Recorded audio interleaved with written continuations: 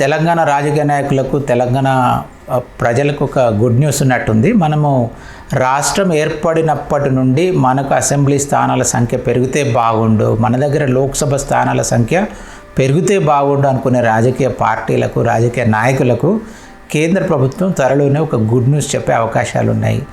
ప్రస్తుతం జరుగుతున్న పార్లమెంటు సమావేశాల్లో రాజ్యాంగ సవరణ బిల్లు, సీట్ల పెంపు, పునర్విభజన అనే రాజ్యాంగ సవరణ బిల్లు త్వరలోనే ప్రవేశపెట్టే అవకాశాలు ఉన్నాయి. ఒకవేళ ఈ రాజ్యాంగ సవరణ బిల్లు ద్వారా నియోజకవర్గాల పునర్విభజన జరిగి నియోజకవర్గాల సంఖ్య పెరిగితే ఇప్పుడు తెలంగాణలో ఉన్న 119 అసెంబ్లీ స్థానాల సంఖ్య పెరిగి 178 లేదా 179 వరకు స్థానాల సంఖ్య పెరిగే అవకాశం ఉంది. తెలంగాణలో 178, 179 అసెంబ్లీ స్థానాల సంఖ్య అంటే చాలా రాజకీయ అవకాశాలు పెరిగే అవకాశం ఉందని రాజకీయ పార్టీల్లోని యువతరం ఆశిస్తుంది.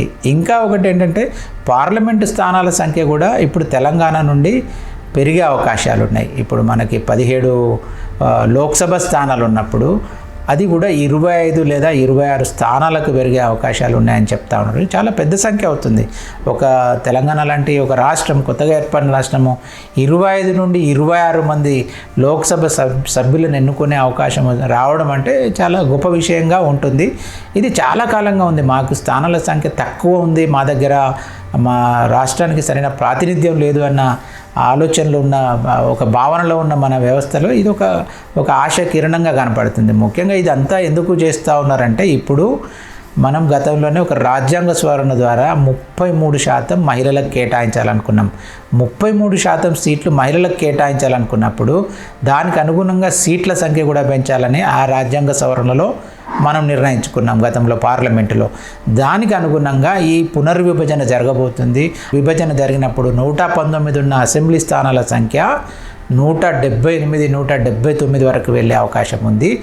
దానితో పాటు 17 స్థానాలున్న లోక్సభ స్థానాల సంఖ్య 25 లేదా 26కు పెరిగే అవకాశం ఉంది. దీనిలో మళ్ళీ 33% మహిళలకు కేటాయిస్తారు. ఎలాంటి మహిళలకు 33% ఎక్స్క్లూజివ్గా వాళ్ళకు ఉంటాయి. అసెంబ్లీ స్థానాల్లో పాటు లోక్సభ స్థానాల్లో కూడా 33% సీట్లు మహిళలకు ఉంటాయి. దీని ద్వారా ఇప్పుడు మనకు దక్షిణాది రాష్ట్రాలు మేము జనాభా నియంత్రణ సరిగ్గా పాటించినందుకు మాకు అన్యాయం చేస్తారా, మాకు లోక్సభ స్థానాల సంఖ్య మాకు తక్కువ ఉండి మనకి నార్త్ ఇండియాలో వాళ్ళ జనాభా నియంత్రణ లేక వాళ్ళ జనాభా పెరిగినందుకు వాళ్ళకి స్థానాల సంఖ్య ఎక్కువ పెడతారా అన్న ఇంతకాలం వాళ్ళు ఒక ఆందోళన వ్యక్తం చేశారు. దానికి అనుగుణంగానే వీళ్ళ యొక్క సెంటిమెంట్ను కూడా ప్రభుత్వం పరిగణలోకి తీసుకున్నట్టు ఉంది. దాని ప్రకారం ఏం చేస్తారంటే ఇప్పుడు కొత్తగా ఇప్పటికిప్పుడున్న జనాభా లెక్క ప్రకారం కాకుండా 2011 జనాభా లెక్కల ప్రకారము ప్రతి రాష్ట్రంలో సీట్ల సంఖ్యను పెంచాలని ఆలోచిస్తున్నది ప్రభుత్వం. ఈ రాజ్యాంగ సవరణ బిల్లు ఈ 1-2 రోజులలో పార్లమెంట్లో ప్రవేశపెడతారు. దీని మీద ఇంకా మరిన్ని వివరాలు వస్తాయి. ఇప్పుడున్న లెక్కల ప్రకారం అయితే 545 స్థానాలున్న లోక్సభ మొత్తం సంఖ్యని వాళ్ళు 816కు పెంచాలన్న ఆలోచన ఉంది. దాంట్లో 33% మహిళలకు రిజర్వేషన్తో. ఇది ఒక చాలా పెద్ద నంబర్, ఒకటేసారి పెరిగారు.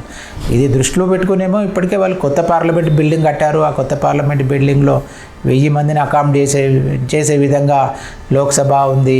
రాజ్యసభ కూడా ఎక్కువ మందిని అకామిడేట్ చేసే విధంగా వాళ్ళ నిర్మాణం కూడా జరిగింది. సో 816 సీట్లు లోక్సభలో ఉన్నప్పుడు భారతదేశ వ్యాప్తంగా, దాంతోపాటు అందులో 270 వరకు ఒక మహిళలకు వచ్చే అవకాశాలు. ఇది గణనీయమైన సంఖ్య. లోక్సభలో పార్లమెంట్లో ఎప్పుడు కూడా మహిళా రిప్రజెంటేషన్ 15%కి మించలే.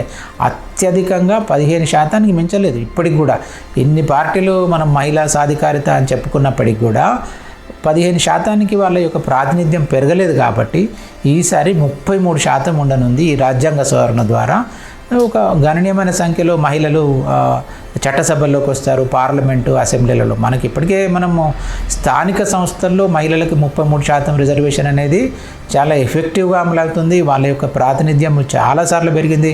కేవలం 33%కే పరిమితం కాకుండా అప్పుడప్పుడు 40%, 45% కూడా చాలా రాష్ట్రాలలో మహిళా రిప్రజెంటేషన్ ఉంది, సాధించుకోగలిగారు. కానీ అసెంబ్లీస్కి, లోక్సభకు వచ్చినప్పుడు వాళ్ళ ప్రాతినిధ్యము ఇంకా 15% దాటలేదు. కాబట్టి ఇంకా చాలా చోట్లయితే 10% లోపే ఉంది.